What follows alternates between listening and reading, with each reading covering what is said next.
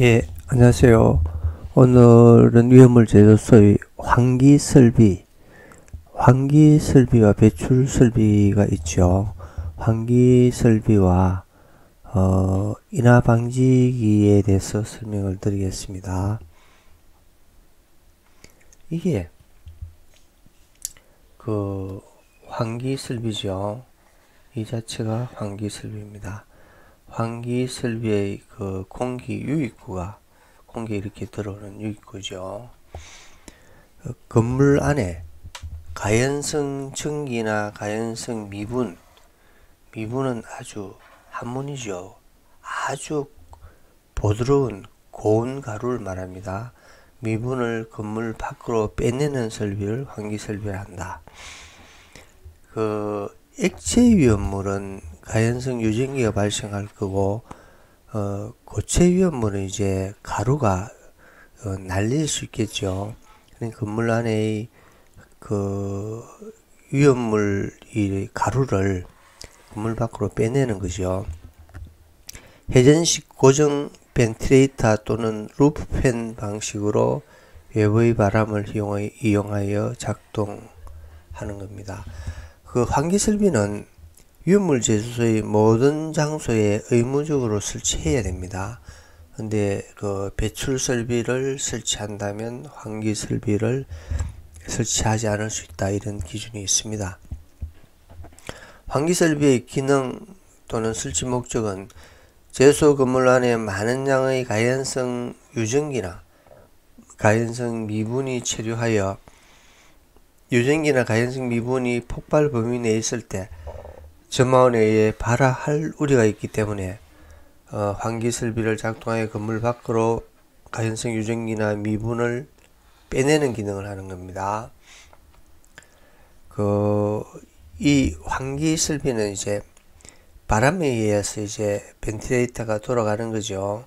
그러면 가연성 전기나 미분이 건물 밖으로 빼내고 또 신선한 공기를 들어오게 하는 것이 공기의 극기구입니다. 환기설비의 극기구.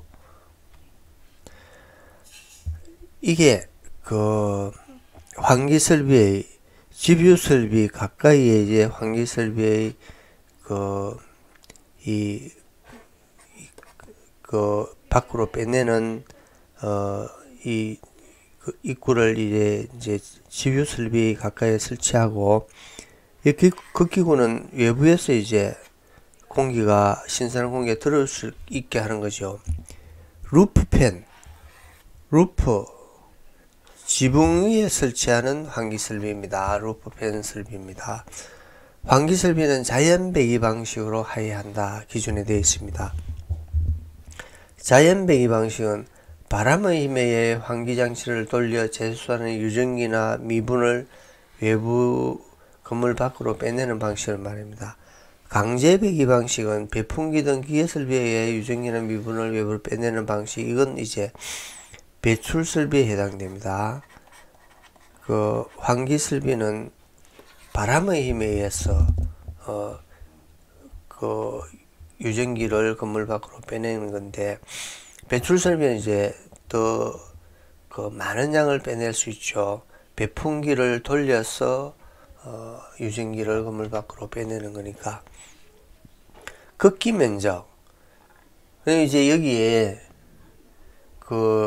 이 극기 면적도 이제 기준을 정하고 있습니다. 벤틸레이터 등으로 건물 안의 공기를 건물 밖으로 빼내는 양만큼 외부의 신선한 공기가 건물 안으로 들어올 수 있도록 하는 창을 극기구라 합니다.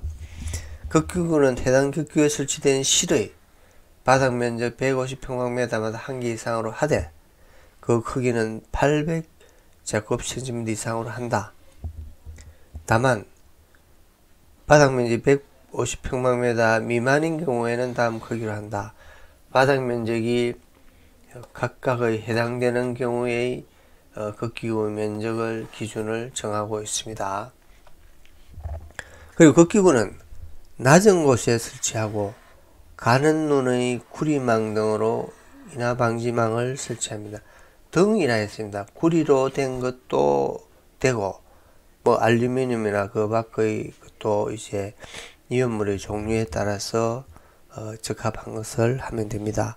환기구는 지붕 또는 지상 2m 이상의 높이의 회전식 고정 벤틸레이터 또는 루프팬 방식으로 설치한다. 배출 설비가 설치되어 유효하게 환기가 되는 건축물에는 환기 설비가 면제됩니다. 자, 이렇습니다. 지상 2m 이상입니다. 그리고 극기구는 낮은 곳의 기준은 이 건물 높이의 중간 이하를 보면 됩니다. 낮은 곳에 설치하고 환기 설비의 높이는 2m 이상으로 한다. 그리고 인하 방지망에 대해서 설명드리겠습니다. 공기 극기구에는 인하 방지망을 설치하도록 하고 있죠. 구리로 된 인하 방지망을 설치한다 되어 있죠. 그래서 인하 방지망은 40메시 정도의 구리 재질 등의 한 겹으로 된 금속망으로 만든 인하 방지 장치를 말합니다. 인하 방지망은 탱크 내 유전기가 폭발 한계 내에 있을 때 점화율에 의한 폭발을 억제합니다. 불길이 유입되면 열 전도율이 높은 구리 등이 열기를 흡수하여 발화를 차단하는 기능을 합니다. 이제 구리로 된 인하 방지망이 이제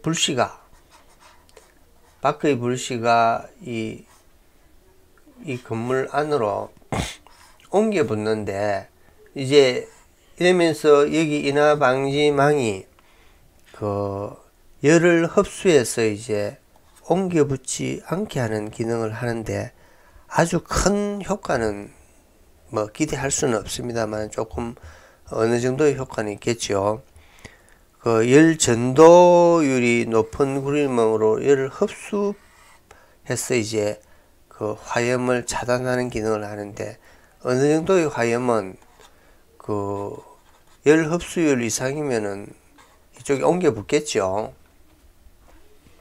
인하 방지망의 재료의 기준으로는 구리망 등으로 하도록 하고 있습니다. 인하 방지망의 재료는 열 전도율에 기초한 것으로 구리와 열 전도율 및 녹는 점이 유사한 금속을 가능하며 스테인리스 스틸도 가능하다고 그 소방청에서는 답변을 하고 있습니다. 부식성 위험물을 저장하는 위험물 탱크는 내 부식성이 있는 재질의 인하 방지망을 사용해야 한다. 그러면 구리는 부식성이 있죠. 그러면 부식성이 있는 위험물을 저장하는 장소에는 구리로는 적합하지 않다 이거죠. 탱크의 내용물과 인하 방지망의 금속이 화학 반응이나 촉매 작용을 일으킬 가능성 등을 검토하여 재질을 선정해야 된다고 소방청에는 답변을 하고 있습니다. 구리 등의 재질의 한 겹으로 된 얇은 금속망으로 불길이 유입되면 열 전도율이 높은 구리 등이 열기를 흡수해 발화를 차단, 그러니까 옮겨 붙는 것을 차단한다 얘기죠. 그 불길이 계속 유입되면 망이 달궈져 불꽃이 탱크 내부로 유입될 가능성이 있습니다. 메시는 통용되는 표준으로는 미국 표준협회에서 정한 ASTM이 있고 TYSIS에 정한 ASTM 있습니다. ASTM 기준은 1인치 가로 세로 2.5, 그러니까 2.54cm입니다. 길에 들어갈 수 있는 줄 개수를 센 것이고, 그러니까 여기에서 40m이라면 이게 이제 줄수가 40개라는 겁니다. 그러면 10m보다는 40m가 더 촘촘하겠죠. 그리고 40m보다는 100m면은 100m가 더 이렇게 촘촘하다 이거죠. 촘촘할수록 열 전도율이 이제 그 열 흡수율이 더 많아 가지고 이 옮겨 붙는 이 뭡니까, 이 불길에 옮겨 붙는 것을 차단하는 기능이 있겠죠. 그런데 우리 하자인증 기준에는 이 몇몇 이상으로 40몇 이상으로 하는 이 기준은 없습니다. 근데 그 청에서의 답변에는 40몇 정도로 하라 이렇게 기준을 이제 개정하는 것이 바람직하겠죠. 인하방지기에 대해서 설명드리겠습니다. 인하방지기는 두께가 한 25mm, 그러니까 2.5cm죠. 상당히 이만큼 두텁습니다. 그러면 이제 그 우리가 인하방지망은 이렇게 한 겹이지만은 여러 수십 겹으로 촘촘하게 7kg 정도의 철사를 꼬거나 금속 구슬을 여러 번 겹쳐 만든 두꺼운 금속망으로 불길이 유입되며 여러 겹의 금속망이 열기를 흡수해 발화를 차단하는 기능을 한다. 불길이 계속 유입되어도 한 겹으로 된 인하방지망보다는 화재 방지 효과가 크다. 그러나 가격이 비싸다. 이 인하방지기는 어느 정도의 불길을 이렇게 옮겨 붙는 것을 차단하는 기능을 상당히 하겠죠. 근데 인하방지기를 설치하라는 우리 기준은 없습니다. 근데 인하방지기가 있다 이런 걸 소개를 드리는 겁니다. 자, 오늘은 그 위험물 제소 건물의 그 환기 설비에 대해서 설명드리면서 환기 설비의 공기 극기구에 인하방지망을 설치하는 것까지 설명을 드렸습니다. 자, 설명을 마치겠습니다. 고맙습니다.